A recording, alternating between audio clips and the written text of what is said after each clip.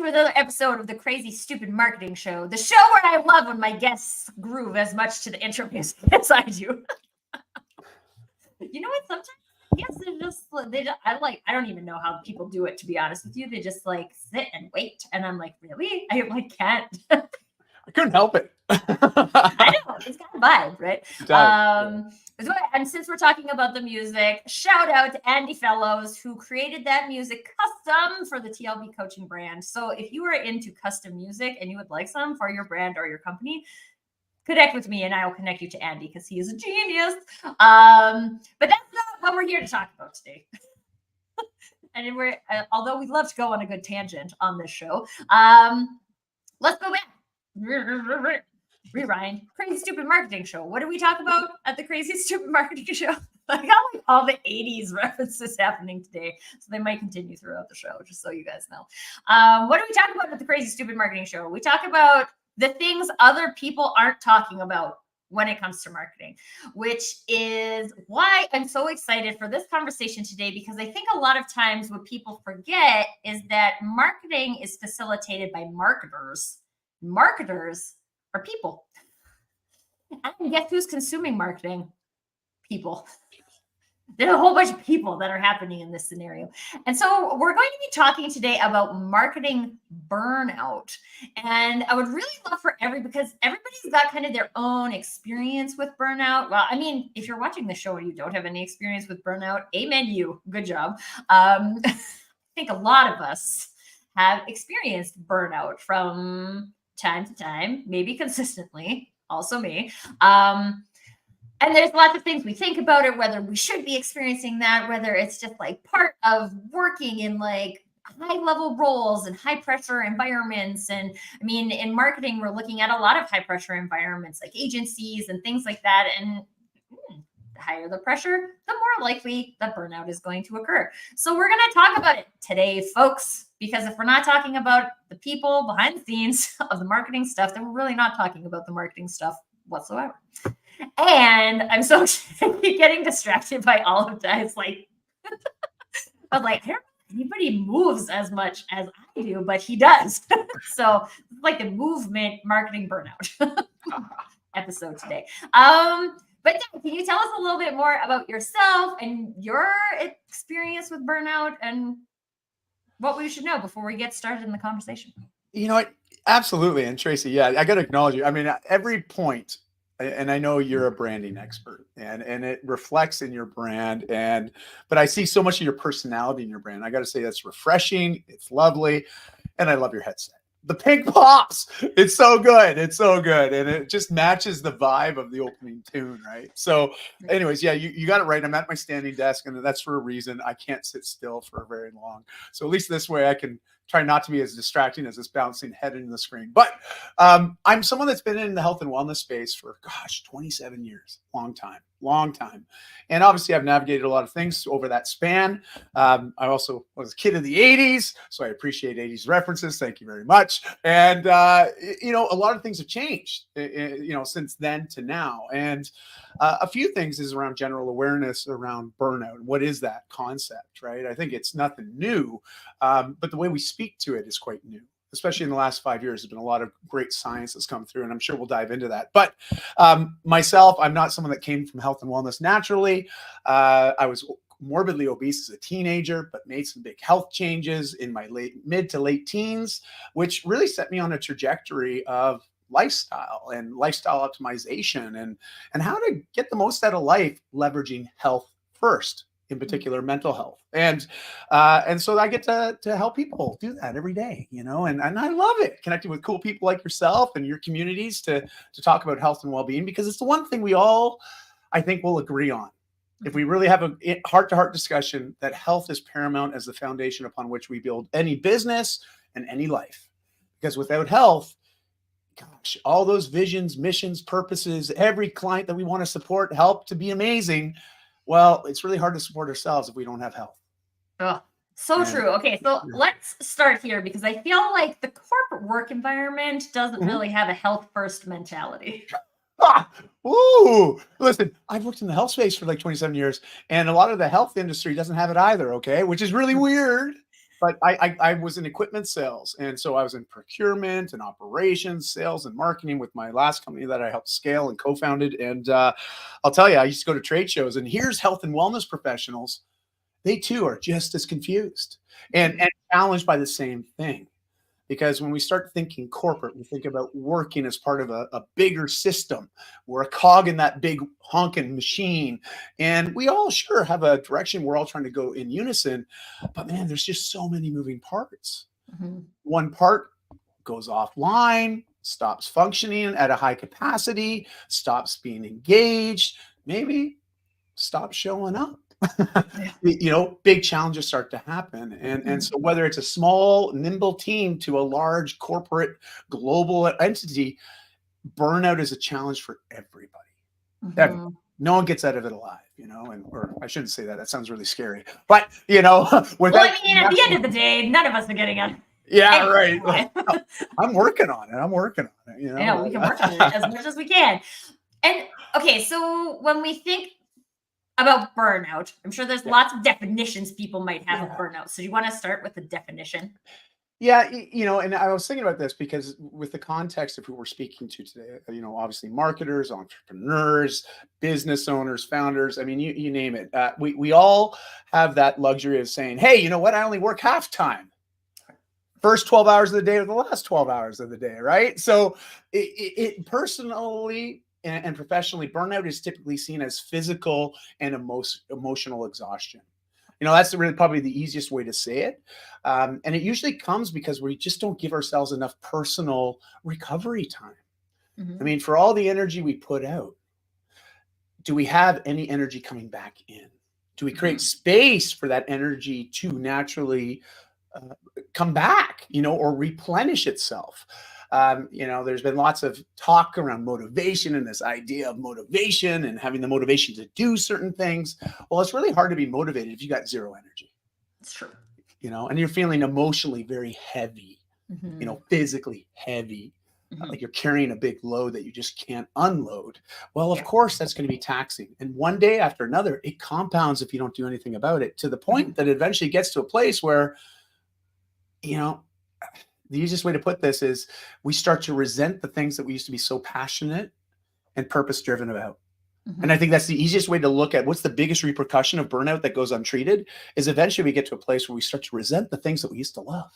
And that's not a happy place. It's not a happy place. And I've personally experienced this. So me and my sisters grew up in the dance scenario. And I actually think I got kind of lucky because I had ligament problems in my knees. So I had to stop dancing when I was 6, and then I couldn't go back to doing it till I was like 17. So I missed this formative years of what is kind of poisonous in the dance world. It's very competitive, and it's always been really confusing to me because I'm like, this whole arena is supposed to be about personal expression and passion and love and sharing and stories and like all of these things that are supposed to feel meaningful and good. And we turn it into this like overly competitive, very size-based industry. And then all of a sudden it does. Like the number of people I have watched grow away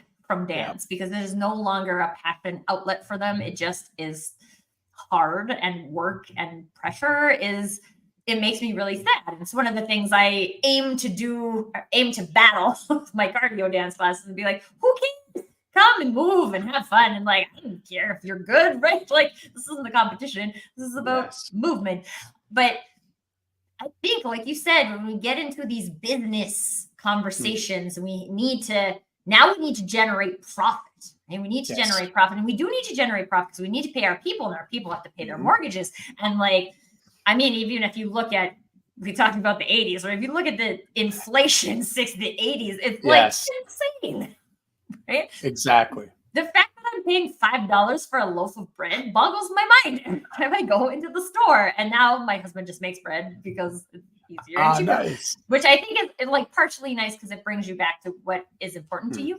But there's a lot of external pressures that create burnout. So, Dai, from your experience is how important is it to notice when it's like an internal versus an external, and how do you differentiate between those two?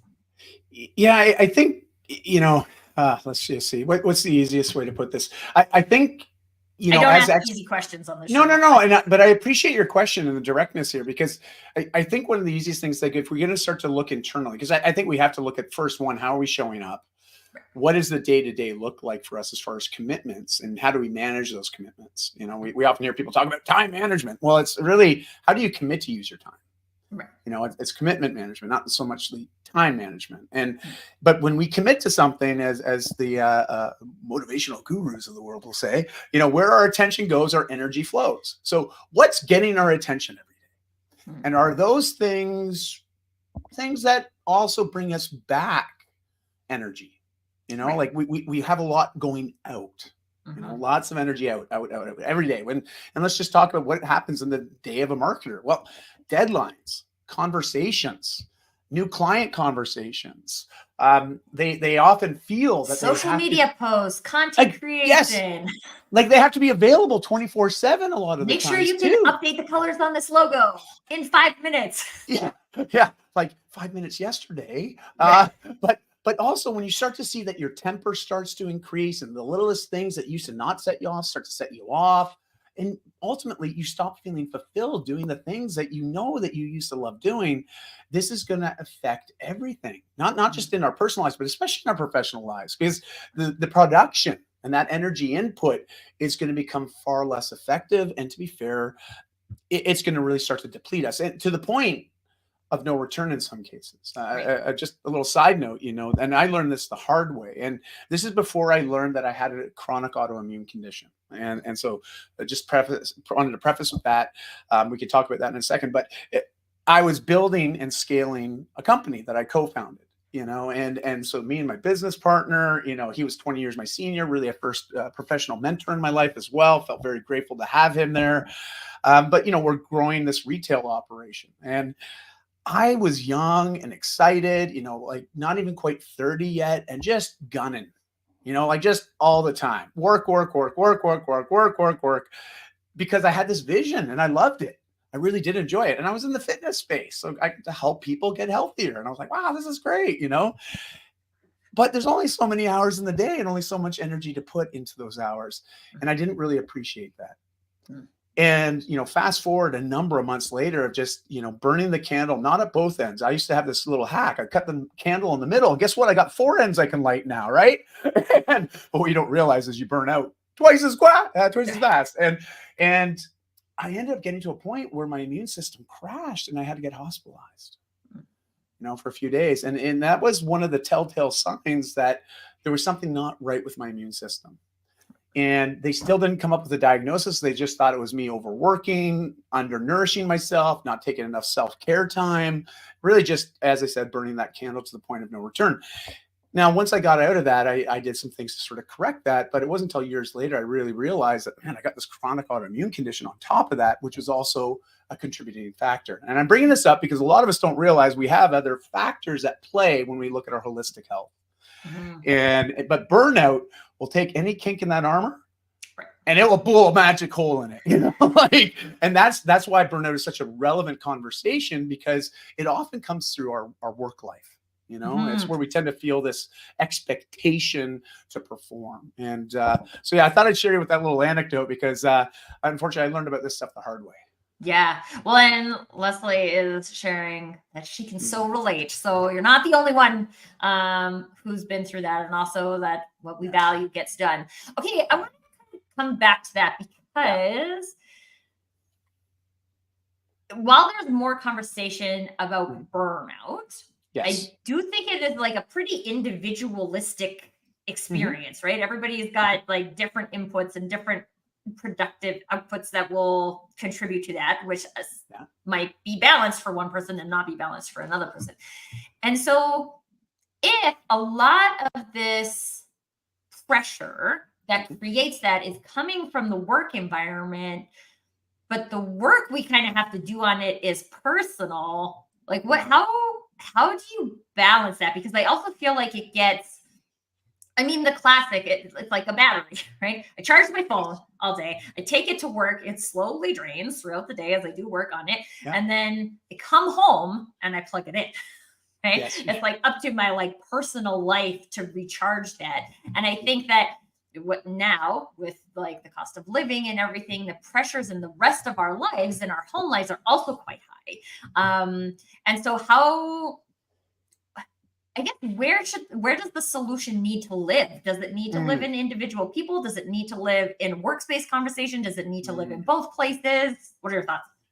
That's a wonderful question, and you know, it's something I've given thought to, but I'm not alone in this. It's there's a lot of people having these conversations, especially you know, recently the World Happiness Report came out, you know, gauging the happiest countries in the world. I mean, Canada was like number 17.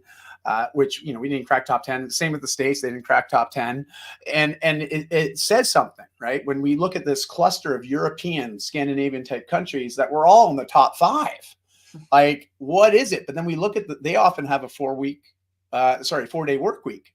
You know, they also have a lot of extra systems in place to support people, you know, their health, their well-being, not only professionally, but personally. You look at mat leave at like 18 months, you know, it's like, whoa, like, incredible, right? And also the amount of holiday time they get. Like, it's wonderful, but they also perform at very high levels professionally, even though they're only working 4 days a week. Mm-hmm. And so you have to start to wonder, okay, well, there's got to be some correlation here, you know? And I think that the number one thing we have to acknowledge is we have to recognize that there is a problem, first and foremost. And is this a systemic problem that exists within an organization, or is it a cultural problem?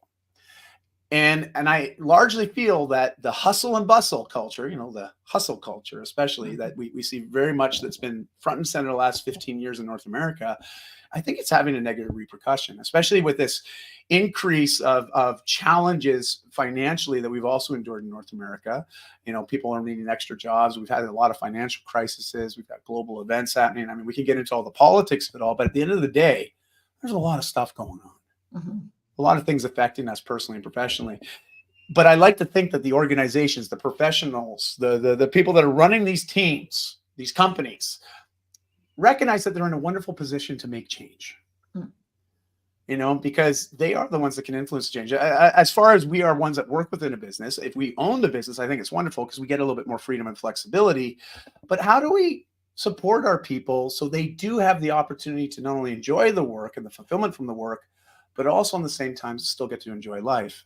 And I don't want to talk about work-life balance because the more I talk about it and the more others talk about it, they get frustrated. It's like, I can never find balance. I get it. Neither can I. But I try to seek harmony between those two poles. And like a symphony, you know, you get these different instruments playing different chords, playing different paces, but yet when they all play together, it makes something magical. Well, we do that with our lives and all the things that we care about in our lives. If we can. But first of all, is recognizing that we have a problem, and where's that problem originate, and then do something about it. And I think there's so many things that we can talk about on the proactive approach once we acknowledge there is a challenge here. Right. So I feel like these things are hard to admit. Would you agree? I would, because I also think hustle culture, it's almost like promoted. You should be in a state of burnout. Like that's the way you should be living your life. And I'll be honest. Right. So like I'm a mom. I'm a working mom. I run my own business and I am a mom. And I see moms on the playground and they're just exhausted, right? Yes. But it's like they think they're supposed to be. They think they're supposed to be exhausted. They think they're supposed to have no outlets. They think it's supposed to be hard. It's supposed to be all these things. And I stand there and I actually schedule my day so I can go and pick up my son because I like to do it. I like to drop him off at school. I like to pick him up from school. I like to do that. I have fun doing it. And it's just like another thing you have to do, right? And to me, this is a mindset thing, and mindset, while it can be encouraged from a corporate perspective, it can only be practiced by an individual. Yes. No, you're absolutely right. We've got to, at the end of the day, we have to do what we need to do for ourselves. But I think as a company, and I've seen a lot like these workplace wellness programs are really becoming quite prominent. It's even becoming part of the when we're looking at the generations and the change in generations, especially with the baby boomers in the next decade, all of them sort of really stepping aside and beyond, creating this big space, a kind of a vacuum. But a lot of these millennials and younger generation, I look at my own girls, my daughters are 19 and 21 now, and they are at that place as they're finishing school, starting to think about what do we want to do next. They're not as much driven by finances as they are about, will they be able to work with a place that's making a difference? Will that place also have something that supports them outside of work, by supporting them with what they do at work. And I know this is becoming more and more common, where this is becoming one of those pieces that incentivize people to join a company, is like, what kind of programs do they have for our health and well-being? Do they have mental health programs? Do they provide any extended benefits that give us extra support with RMTs, physiotherapists, dentists, the self-care components? Because you're right, inflation keeps going up. Those things become more and more cost prohibitive for us. And those economic gaps, they become very apparent. Those that can get the support outside of themselves and those that can't. And that's why I think there is a wonderful opportunity for the workplaces to step up, to really put this forward. And, when I talked about this idea of the problem too, we understand the humans as we know it now, about 100,000 years, right? Roughly, Homo sapiens, who we are right now. And you know what? We've got this thing called a nervous system. We're learning more and more about how this nervous system operates. We know there's sort of this autonomic nervous part of our nervous system, and this is sort of the automatic stuff that's happening, like breathing. Our heart keeps pumping. You can think, stop, heart, stop. It keeps going. It's not going to stop, right? And organ control, etc., metabolism. Those are autonomic. They're just happening. But then we've got the voluntary stuff. This is what we choose to do, or what we're often told and expected to do. And there's this constant sort of fight and flight side of things, that's the sympathetic part of the nervous system. And then we have the parasympathetic, which is sort of the idea of pumping the brakes on that autonomic part of our nervous system, right? It's slowing things down so we can recover. We're understanding more and more of how we work and operate. And we also are learning better how to manage that, but also how to make it more resilient. And so it doesn't take a lot. I want to be very clear on this. It doesn't take a lot to build resiliency with our health, but you have to do something. You got to take action, but it doesn't have to be very much to have a positive benefit. And this is something I like to invite people to consider, is like, it's just literally trying to make the individual, as you put it earlier, a priority. And every individual is a priority, but you as a mom, you've got people that you're responsible for, but also you have clients that you're responsible for. So I understand there's this constant pull, but if you don't look after yourself, who is going to? The classic, put your own oxygen mask on first. Yes. No, but that's what people are tired of hearing, but it's, this is true. And it's something you said really resonated with me when you were talking about more resilient people. Like, to me, more resilient people build a more resilient business. And in this, since COVID, everything has been like seemingly a toss-up, right? What's the market doing? Nobody knows, right? Like, how are we going to get to the next thing? I don't know. These marketing strategies that used to work forever now don't work anymore. What are we going to do? And there's so many, as my friend Ed Morrison calls it, wicked problems in the world. And we need people who feel capable of dealing with those problems instead of just going and doing the same thing over and over. So I want to talk about this, because when I was thinking about marketing burnout, one of the big contributing factors for me was in doing the same things over and over and seeing no results. And I think from a marketing perspective, this happens more than companies want to admit, that we are doing many things. We're doing many social posts. We're doing many podcast episodes. We're doing many blog posts, but it's not showing up as leads or revenue or any of that. And one of the things that one of the contributing factors to me leaving my corporate job was that like I'm doing all of these, I'm spending 12 hours a day doing these things and they have no value to me and they have no value to the business. So it's not even like I'm creating value for the business, but not for myself. I'm not creating value. And so, I mean, for me, I was like, I can't not create value for 12 hours a day. It would be better for me to go somewhere else and create value for 2 hours a day or 4 hours a day instead of not creating any value for 12 hours a day. And especially as a mom, when one of those valuable things you could be doing is like taking care of my son, right? Like I want to be doing that. I don't want to be doing this that has no value to anyone. And like that was a big thing for me. And my response to the burnout was that I quit, right? Like I quit my job and I was like, I don't know what I'm going to do. Maybe get another job, maybe be a stay-at-home mom, maybe consult. I don't know, right? But I can't do this because this is a bad decision every day. And that's not because the company was bad, not because the people were bad, but because nobody saw me. And they couldn't see that was happening. And maybe that's because I was good at masking it. So maybe we should talk about masking for a minute, because I also think in the work environment, a lot of us will attempt to mask burnout that we're feeling and maybe taking out on our families at home. But we mask it at work because we need a job, we need to pay our bills, and I don't want to get fired. You're right, Tracy. I thank you for opening up about that, because I think you're spot on. It's tough. I mean, it's tough, especially in marketers' world, because I don't know if anybody else, like as much as you want to go to school to learn something like this, you can't.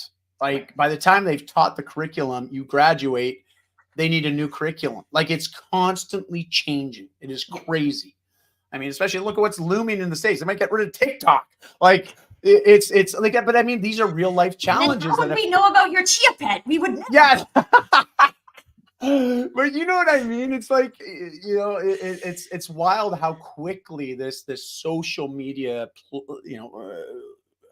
ecosystem is constantly evolving. Folks, just for reference, when I graduated from my marketing program, Facebook didn't exist. Well, to be fair, it existed in the United States in universities as a university connecting platform. It did not exist as what we know as Meta today. How wild is that? But you're right. Like things just are digital advertising didn't exist. We learned about radio and print publishing. And I'm old, you guys. It's so funny that you say that, because I remember doing media buys, right? Or supporting on the media buys, my business partner, and radio, television, and print. Like that was like the big ones. I remember us negotiating yellow page ads. Like this is just, and how quickly it's all changed. And so I think everyone's trying to figure it out, you know, and you're absolutely right. I mean, the economy that we're in today, it's very information based, but there's a lot of this educational type information or edutaining information. And it's tough, right, to navigate all this because there's so much noise. So I appreciate you talking about the part about adding value, because when we add value, we feel fulfilled. You know, there's something about that. They talk about mental health practices and this idea of gratitude, but more importantly, this idea of helping others and creating value and supporting others being a wonderful way to counteract depression, anxiety, and other challenging mental health practices. You know, like there's definitely something to that value piece. So what is it that brings marketers the greatest amount of value? Is it just the creation piece, or is it dependent on traction and sell through? And I recognize both are important, but how important? And and that's what I'm wondering. I'm wondering on your side, you know, specifically on that one. Well, and for me, the traction is important. Like results is something, I'm not like accountability person. Like I want to see what I'm doing is having an impact. I don't think that that's all people. I do think that there are people that get what they need from the process by doing the creation. But this is also why I think it's important to have a marketing team that is structured in a meaningful way, because if you have a whole bunch of creators, but nobody who cares about traction and accountability, you're probably going to be just adding to the content noise on the internet and not being able to see that anywhere. if you have only people who are looking at the traction and the accountability, but don't actually find any pleasure in the creation, then that also probably isn't going to work, because there is a passion and energy exchange that happens when somebody who cares about creating something creates it. Which is always my argument for content creators versus AI, because there's a different level of passion that's created in that, or there's a potential for that doesn't exist today in AI. But it's also interesting to look at that, because I would say people who are, again, more the accountability people, I want to see results, they care less about the creativity. But then I also know people who are very heavily into both, right? And they love the creativity and results are very important to them. And so this is one of the things I also feel like, if we don't talk about it, then we don't create an opportunity to see, like, how are these things connected? Because creation, just by the nature of creation, doesn't create results. Right? I can't just create. I mean, I'm sure a lot of online entrepreneurs would love just to be able to create a social media post and then get a whole bunch of clients. Oh yeah. Hey, that'd be great. Yeah, it doesn't work that way. I mean, depending on what you sell, right? If you're selling something low ticket and it's like easy to buy, like that could work. If you're selling high ticket consulting services, probably not so much. And so, like, all of these things are pieces of the puzzle, and all of these things at the end of the day are foundationally based in a human. And I can tell you, like, just from personal experience, showing up and doing work from a state of burnout versus showing up and doing a state of work, or doing work from a state of passion, are two completely different things. I also think passion can lead to burnout. Like you said, you get like so excited about a thing that you don't create balance. And we all need balance. But I know people think the word balance is used too much, but I also think because people think about it as life and work and it's a seesaw, right? Yes. But balance is like your harmonious experience of life. Do you feel like your life is balanced? There are many things that are playing the balancing act here. It's like one of those, maybe even like an octagon with the tippy, like point in the middle, and you're like trying to balance it on all the sides. And I always think, like, I think a lot about the concept about meaning, and how it's not that we're not necessarily not doing enough. It's just we're not doing enough of what lights us up. And I also think that if we don't have people around us asking us, what lights you up? Like, how can we create space for that? Then we get too busy. We get too busy to think about what lights us up. You're right. You're very right. Well, when we're tired, we're fatigued, we have an inability to focus, let alone on the tasks at work, as well as the tasks at home. I mean, it's a pretty slippery slope. Like, let's be fair. It's one thing to recognize little signs that are starting to compound, but it will compound to the point where all of a sudden it's very, very quick decline. You know, and trying to get ourselves out of that hole can be very, very challenging, and only because it goes against everything that we've been doing up to that point. You know, like now you literally start to feel like you're trying to jam that square peg into a round hole. From the standpoint, you set your life up a certain way. You're so used to doing things a certain way. Our expectations of ourselves are always well beyond our means, typically speaking. and all of a sudden we start to realize, gosh, I am human. Right. Oh, wow. I guess, you know, the 24 hours a day, I guess I'm part of that as well. I guess I got to play to that 24 hours a day. What do I do with those 24 hours a day? But fulfillment, which is really the piece I think you were speaking to very, very well, without having fulfillment, joy, and happiness in our day to day, whether it's personal, professional, combination of both, it will contribute to the mental health side of things, which ultimately affects our overall health and well-being and our natural ability to be more resilient in those challenging moments. And that is the piece, I think, where we can really support a lot of people within organizations, entrepreneurs, etc. Because once you start to understand what's going on in your own body, you now also understand what's going on in other people's bodies. You know, at least as far as humans are concerned, right? Because here's the thing, we start opening up and talking about this more readily, more openly, collectively, we'll start to see a lot more people putting up their hands saying, "Oh man, me too." Like, and this is the beauty of it, right? Like, I appreciate that you're making this a very important conversation today, and I'm honored to be here, and I love that there's people tuning in and chiming in, because I think we all have a story that can relate to today's theme. Mhm. And yet, how many of us have found ourselves being burnt out not once, not twice, maybe a handful of times in our lives? It's like, what's going on here? Why does this keep happening? Not only to me, but to people on my teams, people in my organization. It's like there is a problem, Mhm. and we are smart enough, okay, to fix this, to challenge this, to create a very creative solution that can support people. Because here's the thing, if we help the individual, everybody benefits. As they Mhm. say, the old cliche, a rising tide raises all ships. Well, let's do that. Let's create a process through which people understand what burnout is, understands what their boundaries are, and Mhm. they can start to play within those Yeah. and thrive within those. Well, and But I think here's too, we have like so many of those sayings, right? Like, and yeah, I mean, most people would probably agree with that. I mean, I never believe in absolutes. So there'll be a handful of sure. people that don't. Yeah. But how do we do that? Right? Like, how do I do that? And especially, how do I do that if I'm burnt out? Right? Well, exactly. You got to work on you first, right? Yeah. Like that's the thing, is creating that boundary. It's like if you yourself ourselves find ourselves in a place of burnout, and there's a very easy way to quantify this. I mean, most people have access to trackers today, health trackers, various devices, whether it be like an Aura Ring, a Whoop Band, even an Apple Watch, or some of these other amazing like Fitbits, etc. Like there's so many devices out there now. And one of the standard featured on these devices is something called heart rate variability. Heart rate variability is a window into your nervous system. All right. There's a natural variability between the lub and the dub. Okay. And I'm overly simplifying this for everybody, just so you understand. But there's a sort of connection of heart rate. And the more variable it is, typically the more resilient we are nervous system wise. Sort of what I talked about earlier. We have certain automatic parts of our nervous system, and then we have other parts that are more us deciding what to do and when to do it.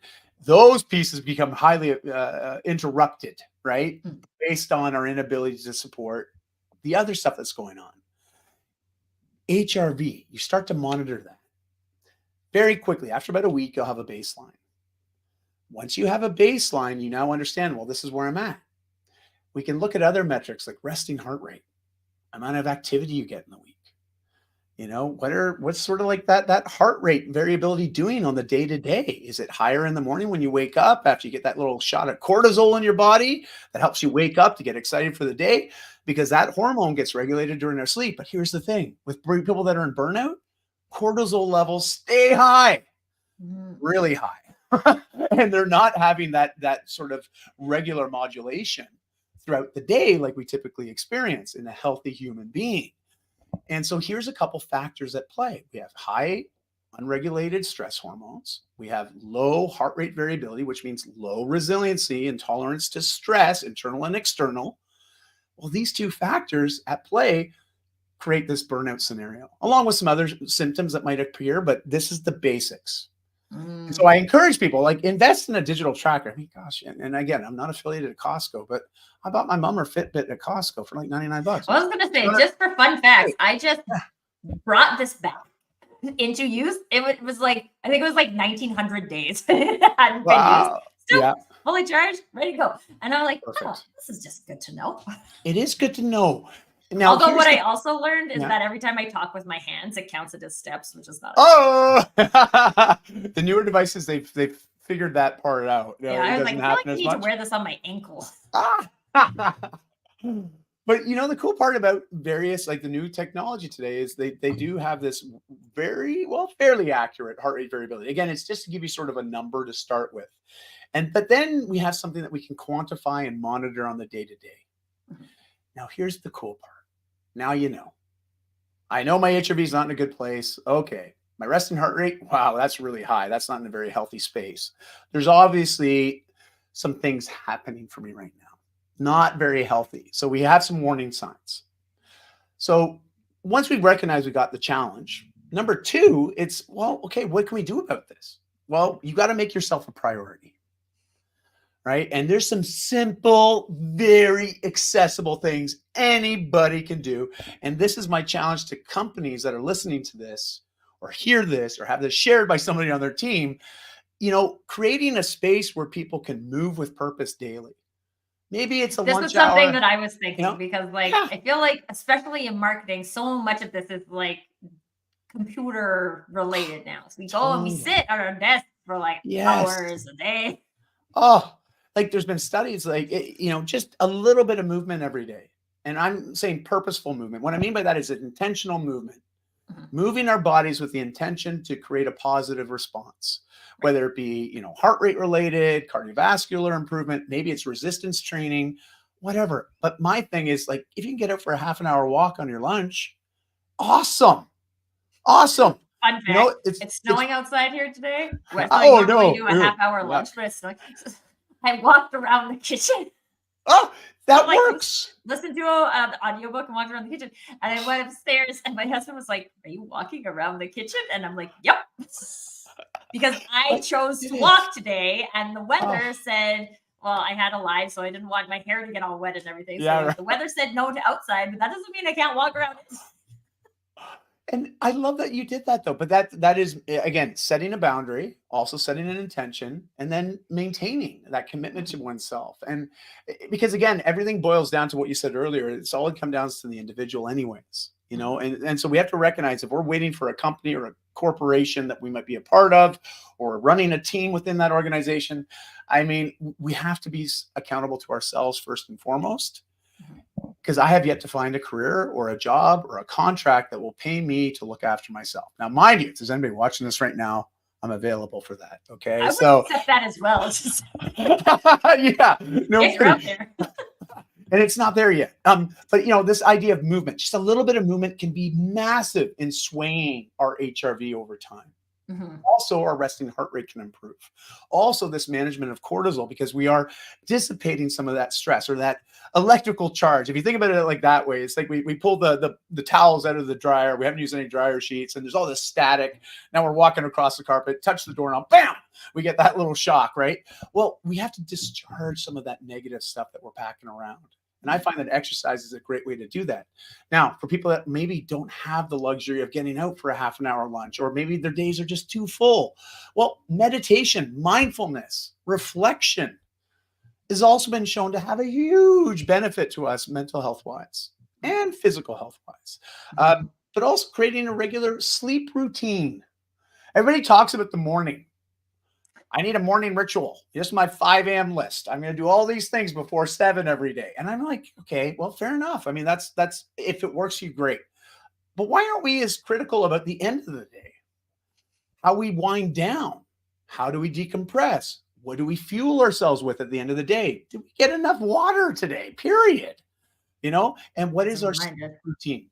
Because I'll tell you, hydration and sleep, you get those two little pieces working for you. Everything else, and I'm not the kind of guy that will say easy very often. All right. I'll say simple. I won't say easy, but I'll tell you, if you get your hydration and sleep in check, everything else feels easier. It really does. Like I can tell you, and there's good things happen on the inside. And that's where we tend to get challenged as entrepreneurs, marketers. It's like, we're like, there's only so many hours in the day. And marketers, it's wonderful, but there is this sort of self-imposed expectation, which is also reflected with the clients that we work with, where they expect that they can get us any time of the day. Right. And we have to create boundaries around this. I tell my dad this all the time because he's also a consultant. And I'm not a consultant, but I have a 6-year-old at home. And so like the family time is twice a week. I have like evening time slots, which are open. Yeah. And then every other night, it's like family night. We do bedtime. I will not take calls at like 8:00 at night. There's cool stuff happening. I will miss it every time because I maintain that boundary for myself. And my mom is always like, oh, my dad works all hours all the time. And I'm like, and as long as he does, he will, right? Because as soon as he sets that expectation with his clients, they assume he's available and we'll have a call at 8 a.m. on Saturday morning. And like, maybe he likes having calls at 8 a.m. on Saturday morning. I feel like he's been up for like 3 hours and maybe bored. So like, again, to each their own. but those boundaries are our own. And this is actually something I realized when I came back from maternity leave, is that I had set all of these boundaries, which I was totally fine maintaining before I was a mom. And then when Mhm. I went back to work, and I was like, oh no, like they're expecting this from me because I set that expectation. I totally Mm. understand that I set that expectation, except I'm no longer willing to maintain that. So now we need to explore, like, what does that look like? Because I'm not gonna wake up at 5 a.m. and immediately check my phone. Like, I'm not going to. This morning, oh my gosh, I learned a new thing about myself this morning because my son was having trouble sleeping last night. So I put the music on my phone, Oh yeah. and Yeah. so my phone was in his room. And then when I got up to like go for my workout and stuff, I was like, I'll just leave it in there. So I didn't have my phone all morning. And one, I realized there should be a clock in the bathroom. But two, Ah, if I don't have my phone. But it's like, it's really freeing to not have that, because we're just like, so yes. when it's there, you're like, check it, right? Check what's happening on LinkedIn, what's happening here, what's happening there, what's happening in my email. We set Constantly those tested. expectations. Yeah. Constantly tethered. And you're right. We set the expectations, and I find that every time I've approached conversations with a new client and explained this is just the kind of matters, because again, I'm here to help people get more out of life. All right. Yeah. Like more fulfillment, more joy, more happiness. And health is one way I can do that and support them with. And having the boundary conversation with people that have never really created boundaries, Right. it's really interesting, because it often involves a paradigm shift. We have to Mhm. completely change how we may have been doing things before.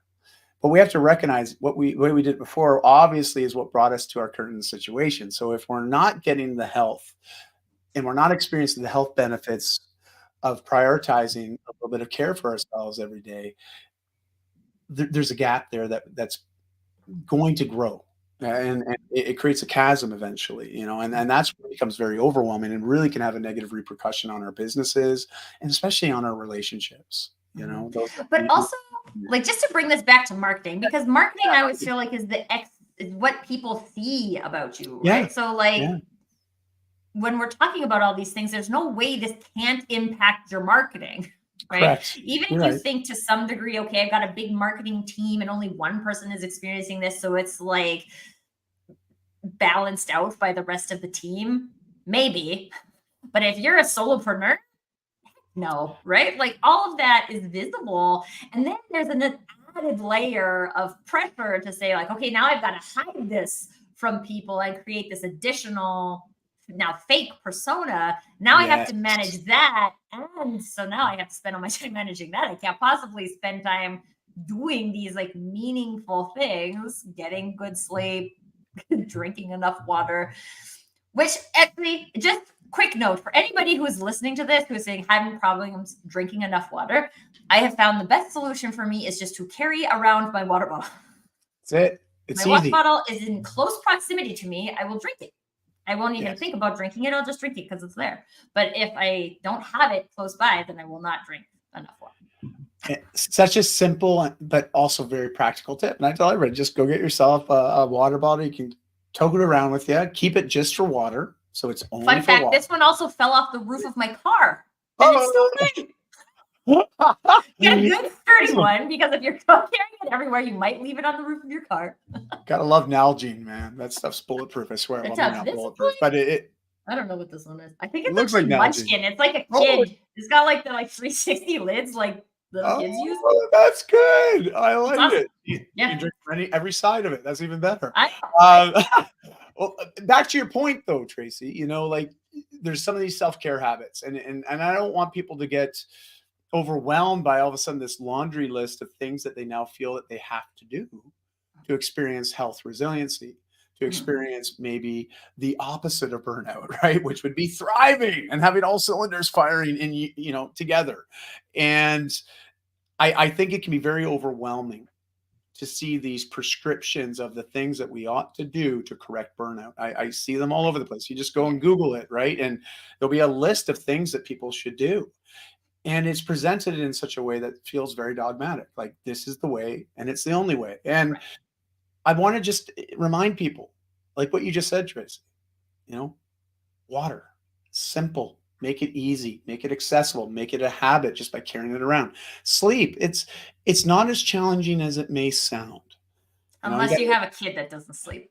Well, yeah, and I've been there. Okay, I have been there with twice. Okay, twice, 2 times through, and there are still ways to manage it, but that is usually a period of life, right? Yeah. There's a season with that, and like anything, we're resilient. We can adapt to certain situations.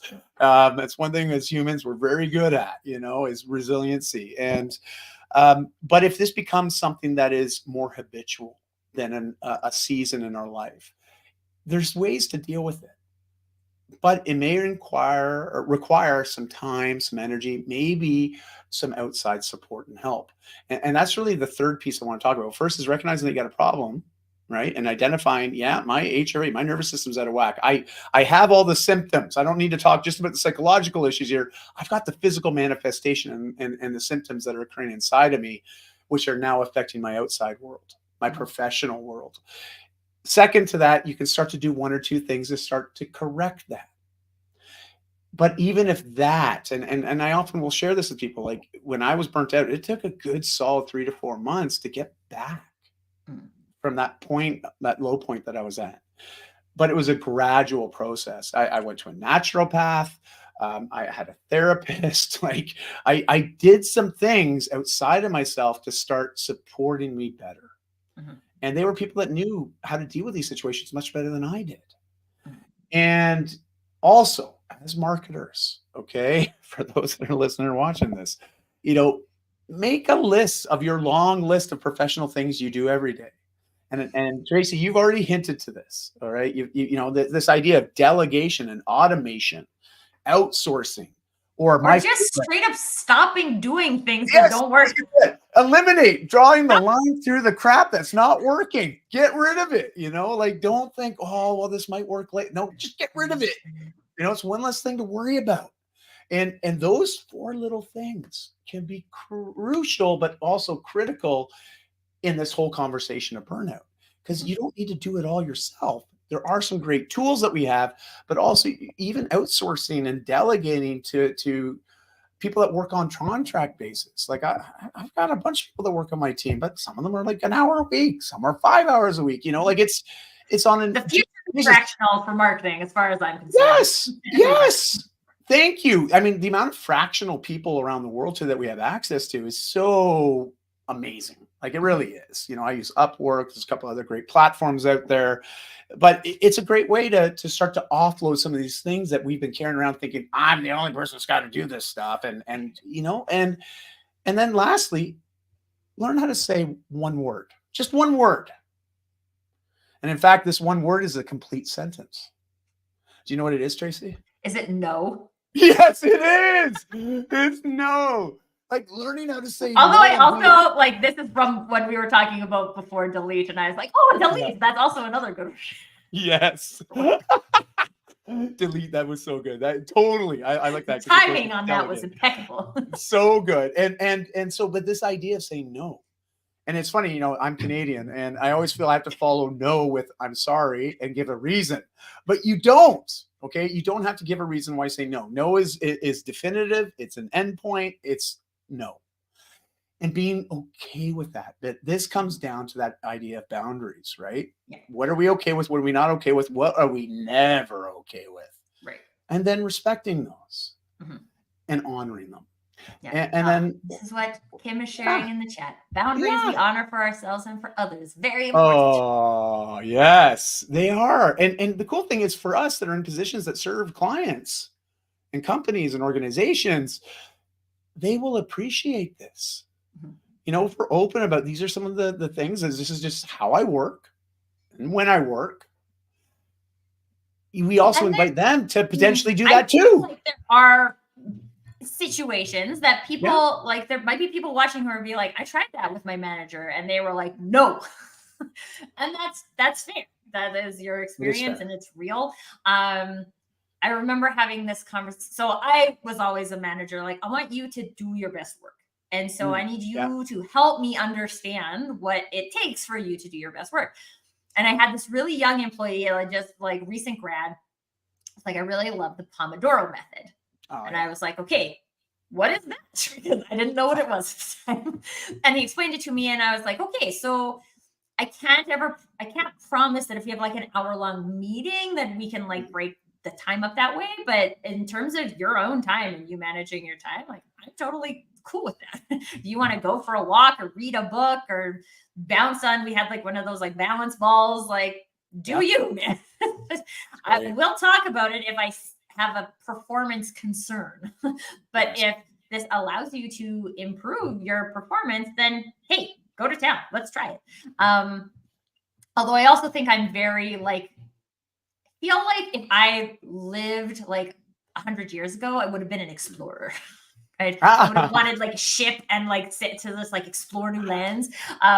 Because I love to explore that. Like what works for you, and like that doesn't mean that that person over there has to do it. And sometimes we all have to have group meetings, so that doesn't mean we can all do our own thing in the group meeting. We have like the we zone, and then you have your you zone, and you make it work.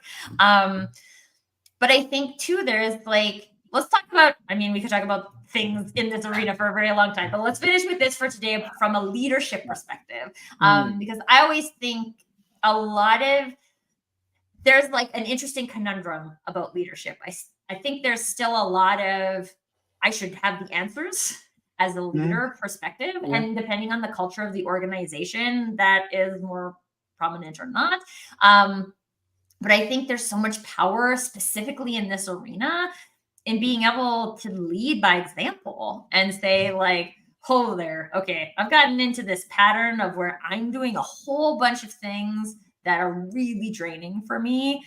Let's talk about it. Maybe there's someone else on the team who really likes to do those things, and we can rebalance it out. And like showing that vulnerability to some degree, I think allows for the potential for burnout not to get so far.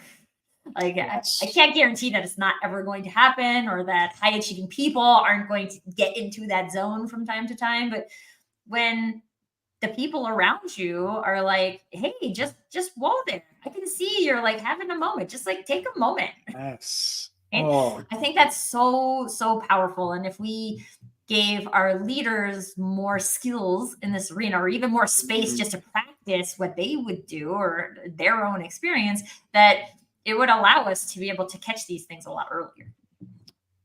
It is so nice hearing you say that. Because you're right. And Brene Brown, she talks quite extensively to this idea of vulnerability in the workplace, and it is just that. It's like, again, not everyone deserves a vulnerability. It's often earned, and we have to first of all achieve a certain level of safety, and in certain instances confidentiality.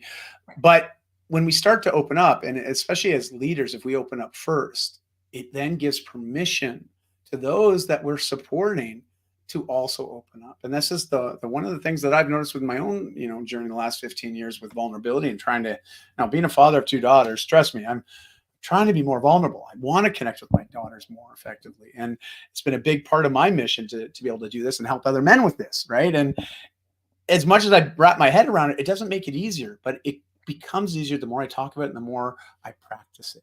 Mm-hmm. And so it's also creating a culture that embraces this. Mm-hmm. That's a way bigger conversation. When we start talking about cultural shifts and paradigm shifts within an organization, especially an organization that might be working on a lot of legacy systems and legacy beliefs, this can be really challenging. Mm-hmm. But it doesn't mean it's not worth having the conversation. Right. But I think it's collectively, this is a conversation that's happening right now. I don't think anybody's not aware of what the term burnout means anymore. Right. I have yet to meet somebody as of late that would say, what's burnout? I think we have a general idea of what it is. It's that idea of waking up in the morning thinking, God, the last place I want to go to right now is work. What's interesting is when you mentioned that, I was like, I would actually guess my 6-year-old doesn't know what burnout is. Yes, no, fair. And that's a good thing. Right. But that's also because like this, we think about a kid, right? And like their food and their bills and their schooling and transportation and everything is taken care of by someone else. Then we become adults and we get all this responsibility for ourselves. Now we have to take care of all of these things. And we forget what it's like to live in that joy and that fun. And we also think, I think this is like one of the hugest issues in all of these conversations is that we think it has to be that or this, and that there's no way to have both.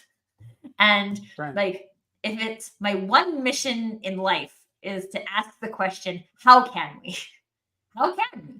Yes, I have to pay my mortgage. Yes, I have to get groceries so I can feed my family, right? Yes, I have to take this call. Yes, I have to. Yes, I have to. And also, how can I have fun? How do I make time for a walk around my kitchen, right? Like, can you walk and talk with your friends virtually, even if you can't do it? If you're in a remote work environment, right? You could do a walking meeting. I used to do a walking meeting in person. You could do a walking meeting not in person. We have the technology is available. So I do really think it comes down to, what do we want? What do we want from a business perspective? What do we want our marketing to do? What do we want our lives to look like? And what are we doing to intentionally create that?